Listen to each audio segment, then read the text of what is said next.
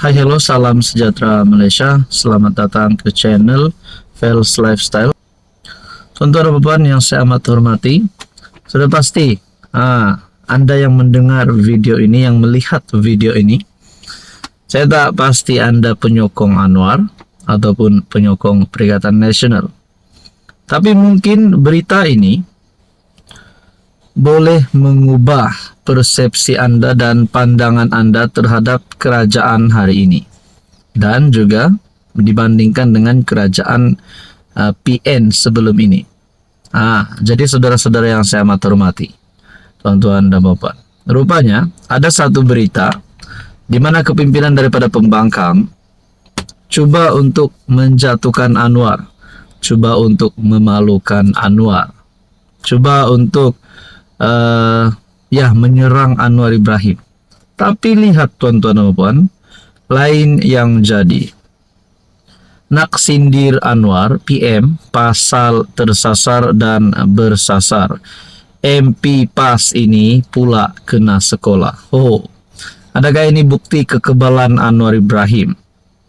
Seorang wakil rakyat PAS ibarat kena sekolah dengan orang ramai selepas anggap PM serba tersasar dari isu harga minyak hingga titah edendum. Ahli Parlimen Bacok Syahir Sulaiman mulanya menerusi hantaran DX menempelak Datuk Seri Anwar Ibrahim dengan turut menyenaraikan perkara yang tidak tersasar. PM bukan Menteri Keuangan, tersasar. Turun harga minyak, tersasar. Tol percuma, tersasar. Titah edendum jauh tersasar.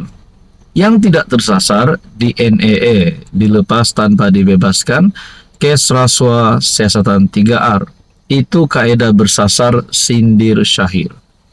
Rata-rata membidas kenyataan. Penolong Setiausaha Agung PAS itu termasuk mengingatkan bahwa indeks persepsi rasuah jatuh 2 tahun berturut-turut ketika PAS berada dalam kerajaan 33 bulan PN. Malah, ada yang menyindir PAS apabila MP Kepala Batas Siti Mastura pada 22 Januari membayar sebanyak 830K dalam bentuk ganti rugi dan kos guaman termasuk faedah kepada 3 pemimpin DAP. Selain itu, warganet juga tidak lupa dengan penampilan ne semasa debat model baru ekonomi Malaysia dengan Menteri Ekonomi Rafizi Ramli pada Ogos 2023. Tersasar abah kau. Makin meroyan puak-puak PAS PN ni. Kalau PMX bukan Menteri Keuangan, takkan tahu penyelewengan dibuat PN masa jadi kerajaan. Harga minyak setakat hari ini masih kekal RM2.05. Tol percuma, keuangan negara syarat dengan hutang, nak lagi percuma, tegas pemilik akaun X @Nizam Musa. 830K derma pada DAP tersasar ke mid target, tempelak Iver Cripple. Cukup jumlah tersasar, tak cukup jumlah. Teks tersasar jadi teksi. Mimpi Nabi tersasar, mimpi bala. Tunggang edendum tersasar, tunggang penyakau. Tunggang derma jihad tersasar, tunggang derma jahat. Kecam, jam tokman. Tersasar ni bila kau tahu, tak pandai debat, tiba-tiba masuk TV, kau berdebat bawa slideshow dengan pantun. Orang Sabah panggil, orang macam kau ni sasat. Contoh ayat, Jan, kau ikut dia tu, sasat sudah dia tu, sindir Syakril Marat. Saudara-saudara yang saya amat hormati, bukan saja daripada Semenanjung rasanya, daripada Sabah, rakyat Sabah juga menyindir di dalam media sosial. Akhirnya MP PAS ini pula kena sekolah. Jadi, adakah ini menunjukkan kekebalan Anwar? Netizen membackup Anwar PMX. Apa komen Anda? Hai, hello, salam sejahtera Malaysia. Selamat datang ke channel Fels Lifestyle. Terima kasih kerana terus setia dan bersama di dalam channel ini. Tuan-tuan dan puan yang saya amat hormati, ada satu pengakuan daripada kepimpinan PAS yang pasti mengejutkan ramai orang. Bukan saja mengejutkan Anwar sebagai PM, tetapi mengejutkan kepimpinan-kepimpinan di dalam gabungan Perikatan Nasional, gabungan daripada pihak pembangkang sendiri. Ini adalah berkaitan dengan Tunggang Anwar Ibrahim. Di dalam artikel berkata, kalau PAS Tunggang Anwar dapat RM 4 juta setahun, kata Idris. Kalau sudah confirm dapat RM 4 juta setahun, kepimpinan PAS cepat-cepatlah sokong Anwar Ibrahim. Ini nak cakap tunggang pula. Jadi bila keluar kenyataan begini daripada Idris, ini adalah berkaitan dakwaan parti PAS yang menunggang isu ataupun titah addendum yang melibatkan bekas PM Najib Razak.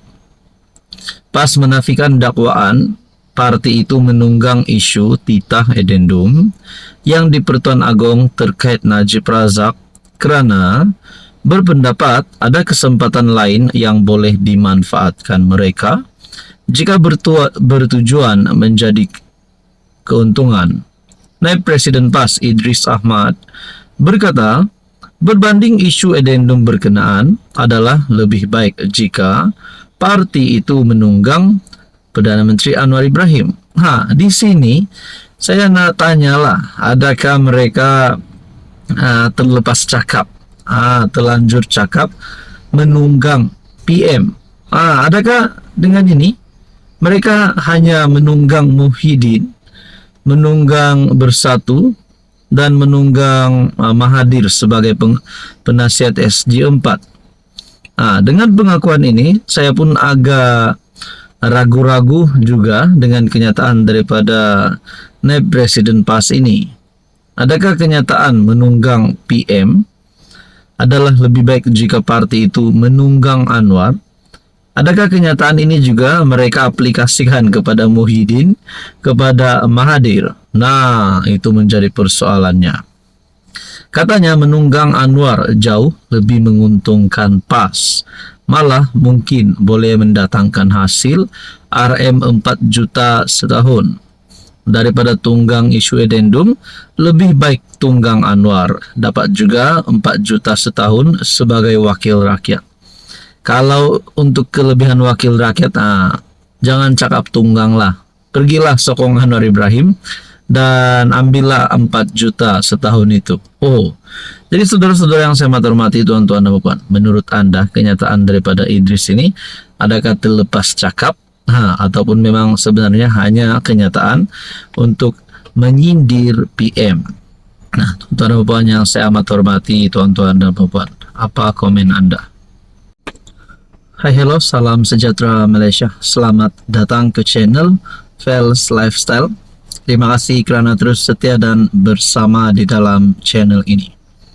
Tuan-tuan dan puan, saudara-saudara, sebelum ini kita dikejutkan dengan berita ataupun cerita ataupun episod berkaitan dengan skandal rasuah di Sabah.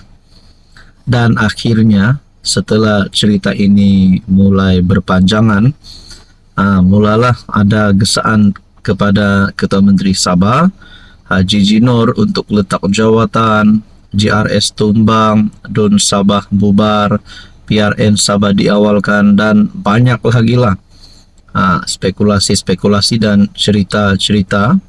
Kerana skandal rasuah ini juga menyebut beberapa adun, beberapa kepimpinan di dalam kerajaan negeri Sabah hari ini. Dan di sebalik gesaan letak jawatan, selepas Musa Aman dilantik menjadi yang di-Pertuan Negeri Sabah, akhirnya sebelum Musa Aman dilantik menjadi TYT, rupanya sudah ada calon daripada netizen.